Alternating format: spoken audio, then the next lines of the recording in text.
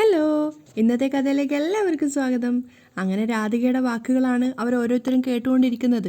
കാരണം ബാംഗ്ലൂരിൽ വെച്ചിട്ട് വിജയലക്ഷ്മി പറഞ്ഞത് പ്രകാരമാണ് ഗീതു ഗോവിന്ദിനെ സ്നേഹിക്കുന്നതെന്നും ഗീതുവിന് ഗോവിന്ദിനോട് അങ്ങനെ ഒരു പ്രണയവും ഇല്ല എന്നൊക്കെയാണ് രാധിക പറയുന്നത്.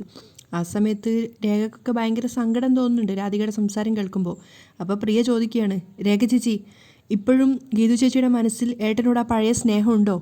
അപ്പോൾ രേഖ പറയാണ്, ഞാൻ പറഞ്ഞില്ലേ മോളെ, ഗീതുവിൻ്റെ മനസ്സിലിപ്പോൾ ഗോവിന്ദേട്ടൻ എന്ന് വെച്ചാൽ പ്രാണനെ പോലെയാണ്. അത് കേട്ടതും പ്രിയ ഉറപ്പിച്ച് പറയാണ്, ഗീതു ചേച്ചിക്ക് ഏട്ടൻ്റെ ജീവനാണെങ്കിൽ രണ്ടുപേരെയും ഒന്നിപ്പിക്കാൻ എനിക്കറിയാം. അത് കേട്ടതും രാധിക ശരിക്കും ഞെട്ടുകയാണ്. രേഖയ്ക്കും അതുപോലെ രഞ്ജുവിനൊക്കെ ഒത്തിരി സന്തോഷമാവുന്നുണ്ടായിരുന്നു പ്രിയയുടെ ആ പ്രതിജ്ഞ കേൾക്കുന്ന സമയത്ത്. പ്രിയ പറയാണ്, ഇനി ഒരിക്കലും രണ്ടുപേർക്കും ഒരിക്കലും വേർപിരിയാനാവാത്ത രീതിയിൽ ഞാൻ അവരെ രണ്ടുപേരെയും ഒരുമിപ്പിക്കും. അപ്പോഴേക്കും രഞ്ജുവിൻ്റെ ഫോണിലൊരു കോൾ വന്നപ്പോൾ അവൾ അവിടുന്ന് വേഗം പോവുകയാണ്. ആ സമയത്ത് രാധികക്ക് ആകെ ടെൻഷൻ ആവുന്നുണ്ട്. പ്രിയയെ വിളിച്ചു വരുത്തിയത് അപകടമായോ എന്നൊരവസ്ഥയിലായി രാധിക. അതേസമയം വിജയലക്ഷ്മി പറയുന്നുണ്ട്, എത്ര നേരമായി മോളെ വിളിക്കുന്നു, നീ എന്താ ഫോൺ എടുക്കാത്തത്? ഞാൻ ചെമ്പകശ്ശേരിയിലെത്തി, അത് പറയാൻ വേണ്ടിയിട്ടായിരുന്നു വിളിച്ചത്. അപ്പോൾ രഞ്ജു പറയുന്നുണ്ട്, ഞാൻ അമ്മയെ അങ്ങോട്ട് വിളിക്കാനിരിക്കുമായിരുന്നു, അമ്മ ഇവിടേക്ക് വന്നത് ആകെ കുഴപ്പമായി. അത് കേട്ടതും വിജയലക്ഷ്മി ഞെട്ടുകയാണ്. ഞാനതിന് അവിടെ ആരുമായിട്ടും ഒരു പ്രശ്നത്തിനും പോയിട്ടില്ലല്ലോ മോളെ. അമ്മ വന്നത് മുതൽ ഗീതു രാധികാമ്മയെ അപമാനിച്ച രീതിയിൽ പ്രതികരിച്ചു എന്നുള്ളതാണ് പുതിയ പരാതി.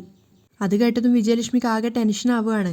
ഇഷ്ടമില്ലാത്ത ഒരാളെ ആരതി ഒഴിഞ്ഞ് സ്വീകരിക്കേണ്ടി വന്നത് ഗീതുവിൻ്റെ നിർബന്ധപ്രകാരമാണെന്നും അത് ആത്മാഭിമാനത്തെ വ്രണപ്പെടുത്തിയെന്നുമാ ഗോവിന്ദേട്ടനോട് രാധികാമ്മ പറഞ്ഞത്. എന്നിട്ട് അവനത് വിശ്വസിച്ചോ? വിജയലക്ഷ്മി ടെൻഷനോട് ചോദിക്കുകയാണ്. അല്ല, എന്താ അവിടെ നടന്നേന്ന് അവിടെ ഉണ്ടായിരുന്നവരെല്ലാം കണ്ടതല്ലേ? വിജയലക്ഷ്മി ചോദിക്കുന്നുണ്ട്.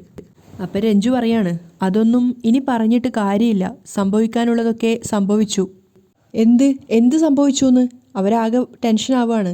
അമ്മ വന്ന അവസരം മുതലെടുത്ത് രാധികാമ്മ ഗോവിന്ദേട്ടനെയും ഗീതുവിനെയും തമ്മിൽ അകറ്റി. ആദ്യം തന്നെ അത് കേട്ടപ്പം വിജയലക്ഷ്മി ഒന്ന് ഞെട്ടുകയാണ്. അതിനുശേഷം അവർ ദേഷ്യത്തോടെ പ്രതികരിക്കുന്നുണ്ട്. രാധിക എന്നല്ല, ആര് വിചാരിച്ചാലും അവരെ തമ്മിൽ അകറ്റാൻ കഴിയില്ല. അപ്പം രഞ്ജു സങ്കടത്തോടെ പറയാണ്, പക്ഷേ അതിൽ രാധികാമ്മ വിജയിച്ചു. അതിനുശേഷം രാധിക പറഞ്ഞ ഓരോരോ വാക്കുകൾ വിജയലക്ഷ്മിക്ക് പറഞ്ഞു കൊടുക്കുകയാണ് രഞ്ജു. നീ എങ്ങനെയാ കണ്ണാ അവളുടെ അടിമയായത്? ഡിവോഴ്സിന് പോവാൻ നീ കാട്ടിയ ഉത്സാഹം എങ്ങനെയാ നഷ്ടമായത്? ഭാര്യ ഭർത്താക്കന്മാരായി ഒരു മുറിയിൽ താമസിക്കുന്നു എന്നല്ലാതെ ഞാനും ഗീതുവും തമ്മിൽ ഒരു റിലേഷനും ഇല്ല. ഗോവിന്ദ് പറഞ്ഞ വാക്കുകളാണ്. ഓരോരോ കാര്യങ്ങൾ എണ്ണി എണ്ണി അമ്മക്ക് പറഞ്ഞു കൊടുക്കുകയാണ് രഞ്ജു. രാധിക പറഞ്ഞിട്ടുണ്ടായിരുന്നു, കോൺട്രാക്റ്റ് കഴിഞ്ഞ് നാളുകളിൽ മറ്റൊരാളിൻ്റെ ഭാര്യ ആവേണ്ട പെണ്ണാ നിന്റെ റൂമിൽ താമസിക്കുന്നത്. അത് പാടില്ല. കോൺട്രാക്റ്റ് അവസാനിപ്പിച്ച് ഡിവോഴ്സ് കിട്ടുന്നത് വരെ നിങ്ങൾ രണ്ടും രണ്ട് മുറികളിൽ താമസിക്കണം. അതിനുശേഷം ഗീതു പറയാണ്, ഗോവിന്ദ് സാറേ, നമ്മൾ രണ്ടും ഇനി രണ്ട് മുറികളിൽ താമസിക്കും. ഫ്രണ്ട്സായിട്ടല്ല, ശത്രുക്കളായിട്ട്. അവിടെ സംഭവിച്ച ഓരോ കാര്യങ്ങൾ എണ്ണി എണ്ണി അമ്മയ്ക്ക് പറഞ്ഞു കൊടുത്തു രഞ്ജു. അവസാനം വിജയലക്ഷ്മി പറയുന്നുണ്ട്, മോളെ നീ ഒന്ന് ഫോൺ വെക്ക്, ഞാൻ ഗീതുവിനൊന്ന് വിളിക്കട്ടെ. പക്ഷേ വിജയലക്ഷ്മി വിളിക്കുന്ന സമയത്ത് ഗീതുവിൻ്റെ ഫോൺ സ്വിച്ച് ഓഫ് ആണ്. അപ്പോൾ അവർ ചിന്തിക്കുന്നുണ്ട്, രഞ്ജു പറഞ്ഞതുപോലെ ഇതത്ര നിസ്സാരമായ പ്രശ്നമൊന്നും അല്ലല്ലോ. ഈശ്വര, ഗോവിന്ദിനെ വിളിക്കാം. അവർ ഗോവിന്ദിൻ്റെ നമ്പറിലേക്ക് ഡയൽ ചെയ്യാണ്. എടുക്കുമോനെ അവർ കോൾ ചെയ്യുന്നതനുസരിച്ച് പറയുകയാണ്. പക്ഷേ ഗോവിന്ദിൻ്റെ ഫോൺ സ്വിച്ച് ഓഫ് ആയിരുന്നു. രണ്ടുപേരുടെയും ഫോൺ ഒരുപോലെ സ്വിച്ച് ഓഫ് ആക്കി വെക്കണമെങ്കിൽ ശക്തമായ ഒരു അകൽച്ച അവർക്കിടയിൽ ഉണ്ടായിട്ടുണ്ട്. വിജയലക്ഷ്മി ചിന്തിക്കുകയാണ്, അമ്മയെ മൂകാംബികെ അവരെ വേർപെടുത്തല്ലേ, അവരെ ഒരുമിച്ച് നിർത്തണേ. അവർ മനമുരുകി പ്രാർത്ഥിക്കുകയാണ്. അതേസമയം ഗോവിന്ദ് കുറച്ചു നേരം കഴിഞ്ഞപ്പോൾ വാഷ്റൂമിലേക്ക് പോകാമെന്ന് വിചാരിച്ചിട്ട് പോവുകയാണ്. ആ സമയത്ത് ഗീതു എഴുതി വെച്ചിട്ടുള്ള ആ ബോർഡ് വായിച്ചിട്ടാവും വിചാരിക്കുന്നുണ്ട്, വാഷ്റൂം എന്ത് ഭ്രാന്താണാവോ. വാഷ്റൂമിലെത്തിയിട്ട് കാല് കഴുകുന്ന സമയത്താണ് അവിടെ എഴുതി ഒട്ടിച്ചിരിക്കുന്ന ആ ഒരു പേപ്പർ ഗോവിന്ദ് കാണുന്നത്. ടേബിൾ ലാമ്പിന് അടുത്തുള്ള ഫ്ലവർ വേസിൽ നോക്കുക. ഇവക്കെന്താ വട്ടായ, ഫ്ലവർ വേസിൽ എന്ത് നോക്കാൻ, ഒലക്കൻ്റെ മൂടാ, ഗോവിന്ദ് ചിന്തിക്കുകയാണ്. എന്നാലും നോക്കിയേക്കാം. ഗോവിന്ദ് തിരിച്ചു വന്നിട്ട് ഫ്ലവർ വേസിൻ്റെ വെച്ചിട്ടുണ്ടായിരുന്ന ആ പേപ്പർ എടുക്കുകയാണ്. അപ്പോൾ അതിൽ എഴുതിയിട്ടുണ്ടായിരുന്നു, ബെഡിൻ്റെ അടിയിൽ നോക്കുക. അപ്പോൾ ഗോവിന്ദ് ചിന്തിക്കുന്നത്, ഇവളെന്താ കാട്ടിലെ മുയലിന് ക്യാരറ്റിനടുത്തെത്താനുള്ള വഴി കാണിച്ചു കൊടുക്കുന്നതോ? അതിനുശേഷം ഗോവിന്ദ് കട്ടിലിനടിയിൽ നോക്കുകയാണ്. ഇവിടെയൊന്നും ഒരു തേങ്ങയില്ലല്ലോ. ഓ, കട്ടിലിനടിയിൽ നോക്കാനല്ലോ, ബെഡിനടിയിൽ നോക്കാനല്ലേ പറഞ്ഞത്. അതിനുശേഷം ബെഡിൻ്റെ 4 ഭാഗവും പൊക്കി നോക്കുകയാണ്. 4ാമത്തെ സൈഡ് പൊക്കി നോക്കിയ സമയത്ത് ഒരു കീയും അതുപോലെ തന്നെ ഒരു പേപ്പറും ഉണ്ടായിരുന്നു. അടുത്ത ക്ലൂ, ഈ പേപ്പറിൻ്റെ കൂടെയുള്ള താക്കോലെടുത്ത് അലമാര തുറന്നു നോക്കുക. ഗോവിന്ദ് ഇങ്ങനെ അതിശയത്തോടെ ആ താക്കോല് നോക്കി നിൽക്കുകയാണ്. പിന്നെ അവൻ ചിന്തിക്കുന്നുണ്ട്, എന്നോടുള്ള കലിപ്പ് തീർക്കാൻ അലമാരയിൽ അവൾ വല്ല ബോംബും വെച്ചിട്ടായിരിക്കുമോ പോയിട്ടുണ്ടാവുക. ഗോവിന്ദ് താക്കോലെടുത്തിട്ട് അലമാര തുറക്കാൻ ശ്രമിക്കുകയാണ്. അതേസമയം തന്നെ ഗീതു കാറിൽ പ്ലേ ചെയ്തിട്ടുണ്ടായിരുന്ന പാട്ട് ഏകദേശം തീരാറായിട്ടുണ്ടായിരുന്നു. അവസാനമായിട്ട് ആ പാട്ട് കഴിയുമ്പോൾ തുടങ്ങുന്നത് ഗോവിന്ദിൻ്റെ വാക്കുകളിൽ നിന്നാണ്.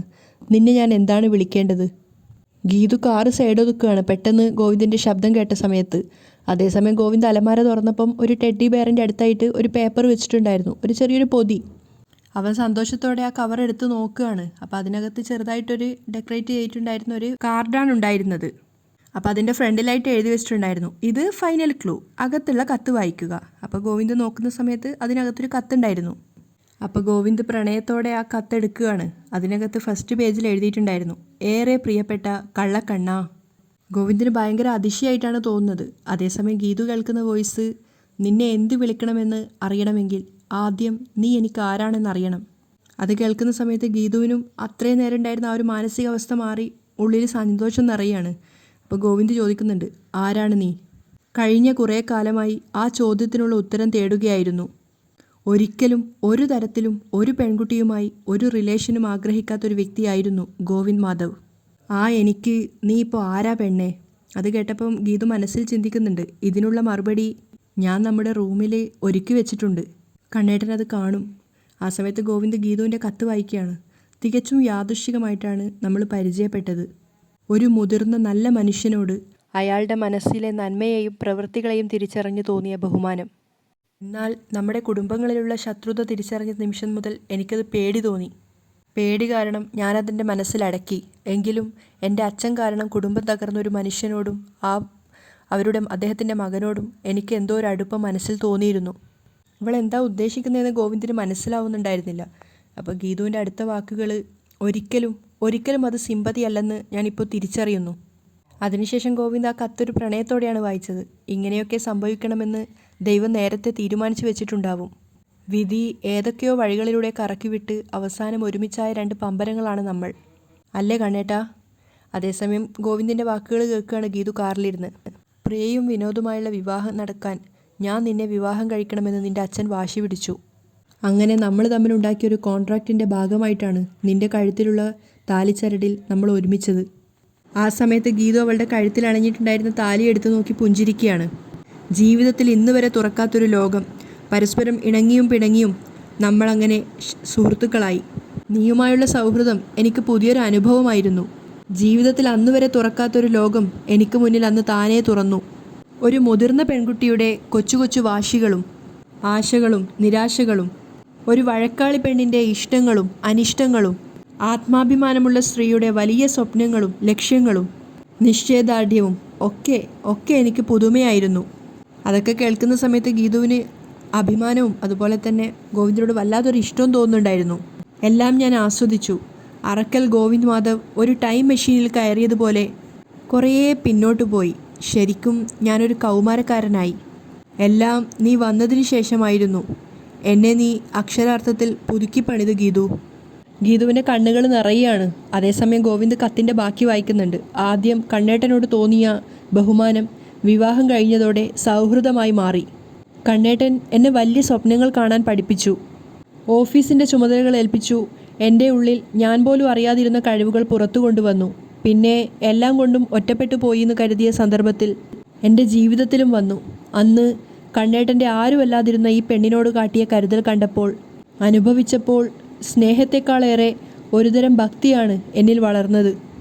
അങ്ങനെ ഒരേ സമയം കണ്ണേട്ടൻ എൻ്റെ സുഹൃത്തും ഗുരുവും പിന്നെ വഴികാട്ടിയുമായി, അതിനേക്കാൾ ഉപരി ദൈവവുമായി.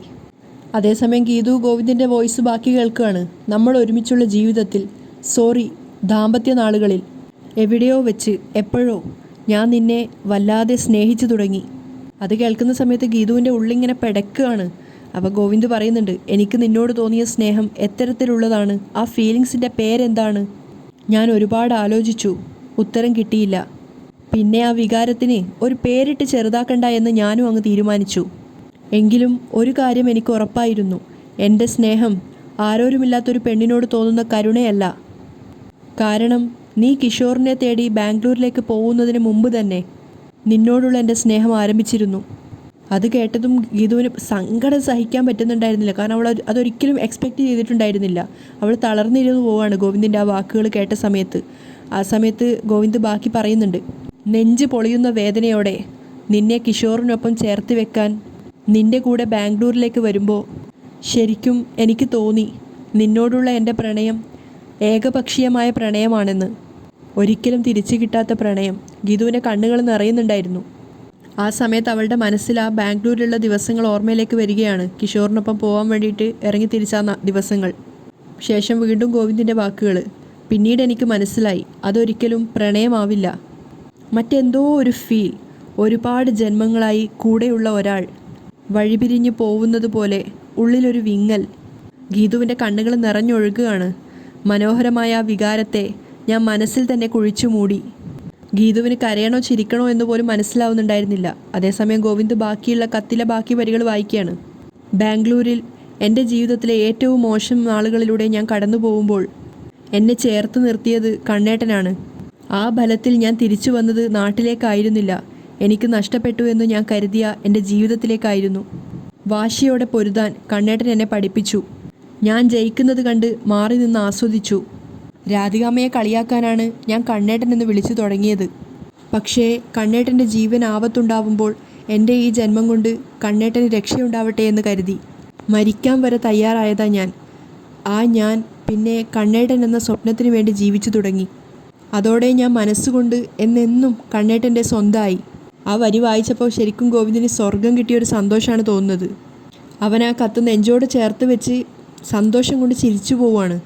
വീണ്ടും ആ വരി തന്നെയാണ് വായിക്കുന്നത്. ഞാൻ മനസ്സുകൊണ്ട് എന്നെന്നും കണ്ണേട്ടൻ്റെതായി. ഗോവിന്ദിന് പറഞ്ഞറിയിക്കാൻ പറ്റാത്തൊരു സന്തോഷമാണ് അപ്പോൾ അനുഭവപ്പെട്ടത്. അതേസമയം കാറിലിരുന്ന് ഗീതു ബാക്കി വോയിസ് കേൾക്കുകയാണ്. എനിക്ക് നിന്നോടുള്ള സ്നേഹത്തെക്കുറിച്ച് ഞാൻ ഇനി എന്താ പറയേണ്ടത്? എന്ത് പേരിട്ടാ അതിനെ വിളിക്കേണ്ടത്? പ്രണയം എന്ന വാക്കിനേക്കാളും അതിന് ചേരുന്ന മറ്റൊരു പേരുണ്ടെങ്കിൽ നീ പറ. അങ്ങനെ വിളിക്കാനാണ് എനിക്കിഷ്ടം. ഗീതുവിന് സന്തോഷം കൊണ്ട് കണ്ണ് നിറയുകയാണ്. ഗീതു, നിനക്കെൻ്റെ സ്നേഹം അംഗീകരിക്കാൻ പറ്റുമോ എന്നുള്ള ഭയം കൊണ്ടാണ് ഇതുവരെ നിൻ്റെ മുന്നിൽ ഞാൻ എൻ്റെ മനസ്സ് തുറക്കാഞ്ഞത്. നമ്മൾ തമ്മിൽ പൊരുത്തക്കേടുകൾ ഒരുപാടുണ്ട് ഗീതു. നമ്മുടെ പ്രായ വ്യത്യാസം അത് വലിയൊരു തടസ്സമാണ്. പിന്നെ ജീവിതത്തിൽ ഒരുപാട് സ്വപ്നം കാണുന്നവളാണ് നീ. എൻ്റെ സ്നേഹം നിൻ്റെ വളർച്ചയ്ക്ക് ഒരിക്കലും തടസ്സമാവരുത്. അത് കേട്ടതും ഗീതുവിന് സംശയമാവുകയാണ്. അവൾ ചോദിക്കുന്നുണ്ട്, ഇത്രയും പറഞ്ഞു വെച്ചിട്ട് പിന്നെയും സ്വപ്നങ്ങളിലേക്ക് പറന്നോ എന്ന് പറഞ്ഞ് തേക്കാനുള്ള പരിപാടിയാണോ? അതാണല്ലോ സ്ഥിരം നടക്കാറുള്ളത്. അതേസമയം കത്തിൻ്റെ ബാക്കി വായിക്കുകയാണ് ഗോവിന്ദ്. പ്രണയം വരുന്നത് സ്റ്റാറ്റസ് നോക്കിയല്ല എന്ന് എല്ലാവരും പറയും. പക്ഷേ കണ്ണേട്ടനൊരു വലിയ നക്ഷത്രവും ഞാനൊരു ചെറിയ പുൽക്കൊടിയുമാണെന്ന യാഥാർത്ഥ്യമാണ്. പിന്നെ എന്നെ ഒരിക്കലും ഭാര്യയായി അംഗീകരിക്കില്ലെന്ന് കണ്ണേട്ടൻ അന്ന് ബാംഗ്ലൂരിൽ വെച്ച് പ്രതിജ്ഞ എടുത്തതാണ്. ആ സമയത്ത് ഗോവിന്ദിന് ശരിക്കും ദേഷ്യം വരികയാണ്. ഈ സമയത്ത് എന്തിനാ ഇവളാ കാലാഹരണപ്പെട്ട പ്രതിജ്ഞയെക്കുറിച്ച് ഓർക്കുന്നത്? നാവിൽ ഗുളികം കയറിയ സമയത്ത് എന്തോ വിളിച്ച് പറഞ്ഞു എന്ന് വിചാരിച്ച് അതൊക്കെ വലിയ പ്രശ്നമാക്കണോ? ആ സമയത്ത് ബാക്കിയുള്ള വോയിസ് കേൾക്കുകയാണ് ഗീതു. നമ്മൾ ഇരു ധ്രുവങ്ങളിലാണെന്ന പേടി ഇപ്പോഴും ഉണ്ടെങ്കിലും ഞാൻ ഈ ലോകത്ത് കണ്ട ഏറ്റവും നന്മയുള്ളവളും ഹൃദയാലുവുമായ പെൺകുട്ടിയോട് രണ്ടും കൽപ്പിച്ച് ഞാനൊരു ചോദ്യം ചോദിക്കുകയാണ്. ഗീതു ആ ചോദ്യത്തിന് വേണ്ടി കാത്തിരിക്കുകയാണ്. അതേസമയം ഗോവിന്ദ് വായിക്കുന്നുണ്ട്. എൻ്റെ സ്നേഹം സ്വീകരിക്കപ്പെടുമോ എന്നുള്ള കാര്യത്തിൽ എനിക്കിപ്പോൾ ഒരു ഭയമില്ല കണ്ണേട്ടാ. വൃന്ദാവനത്തിൽ രാധ കാത്തിരിക്കുന്നത് അവളുടെ പ്രണയം വൃഥാവിലായതുകൊണ്ടല്ല. ആ കാത്തിരിപ്പിലാണ് പ്രണയം. സ്വീകരിക്കപ്പെട്ടാലും തിരസ്കരിക്കപ്പെട്ടാലും എനിക്ക് കണ്ണേട്ടനോടൊരു കാര്യം പറയാനുണ്ട്. അതെന്താണെന്നറിയാൻ വേണ്ടി ഗോവിന്ദും അക്ഷമനായിട്ടിരിക്കുകയാണ്. അതേസമയം ഗീതു വിചാരിക്കുന്നുണ്ട്, ചോദ്യം ചോദിക്കാനുണ്ടെന്ന് പറഞ്ഞിട്ട് ഒന്നും മിണ്ടുന്നത് കേൾക്കുന്നില്ലല്ലോ. പെൻഡ്രൈവ് സ്റ്റക്ക് ആയോ? ഗീതുവിന് ടെൻഷൻ ആവുകയാണ്. ഗീതു ആ പെൻഡ്രൈവ് ഇങ്ങനെ തിരിച്ചും മറിച്ചുമൊക്കെ നോക്കുകയാണ്. അതേസമയം ഗോവിന്ദ് വായിക്കുന്നുണ്ട്. ഈ കത്ത് വായിക്കാൻ വേണ്ടി എടുത്തു വെച്ച കാർഡില്ലേ, ആ കാർഡിൻ്റെ മറുഭാഗം നോക്കുക. എനിക്ക് പറയാനുള്ളത് ഞാൻ അതിൽ എഴുതി വെച്ചിട്ടുണ്ട്. ഗോവിന്ദ് അലമാരയുടെ അരികിലേക്ക് ഓടുകയാണ്. അതേസമയം ബാക്കിയുള്ള വോയിസ് ഗീതു കേൾക്കുന്നുണ്ട്. അറക്കൽ ഗോവിന്ദ് മാധവ് എന്ന എൻ്റെ ഭാര്യയായിട്ട് ജീവിക്കാൻ നിനക്ക് സമ്മതാണോ? ഗീതുവിന് സത്യം പറഞ്ഞ മനസ്സിൽ അത്രയും നക്ഷത്രങ്ങൾ മിന്നിമറിയുന്നൊരു സന്തോഷമായിരുന്നു. അവളുടെ കണ്ണ് നിറയുകയും അതുപോലെ തന്നെ പറയാനാവാത്തൊരു അനുഭവത്തിലാണ് ഗീതു ഉള്ളത്. അവൾ തന്നെ അറിയാതെ കരഞ്ഞുകൊണ്ട് ചിരിച്ചുകൊണ്ട് അവൾ തലയാട്ടുകയാണ്. അതേസമയം ഗീതു പറഞ്ഞ മറ്റേ കാർഡ് എടുക്കുകയാണ് ഗോവിന്ദ്. ആ കാർഡ് തുറന്ന സമയത്ത് അതൊരു ശരിക്കും ഒരു ഗ്രീറ്റിംഗ് കാർഡ് തന്നെയായിരുന്നു. അതിനകത്ത് ഐ ലവ് യു കണ്ണേട്ടാ എന്ന് എഴുതി വെച്ചിട്ടുണ്ടായിരുന്നു. ആ സമയത്ത് ഗോവിന്ദിന് വലിയൊരു നിധി കിട്ടിയ സന്തോഷമാണ് തോന്നുന്നത്. അവനറിയാതെ പൊട്ടിച്ചിരിക്കുകയാണ്. സന്തോഷം കൊണ്ട് ഗോവിന്ദിൻ്റെ കണ്ണ് നിറഞ്ഞിട്ടുണ്ടായിരുന്നു. അതേ അവസ്ഥയിലാണ് ഗീത ഉള്ളത്. അതുപോലെ നമ്മളെല്ലാവരും ആഗ്രഹിച്ചിട്ടുണ്ടായിരുന്നു നമ്മുടെ ജിജിയുടെ ആ ഒരു പ്രണയം തുറന്നു പറഞ്ഞ രീതി അടിപൊളിയായിട്ടുണ്ട്. ഒരു വെറൈറ്റി രീതി തന്നെയായിട്ടുണ്ട്. ഇങ്ങനെയാണ് ഇന്നത്തെ കഥ ഇവിടെ വൈൻഡപ്പ് ചെയ്യുന്നത്.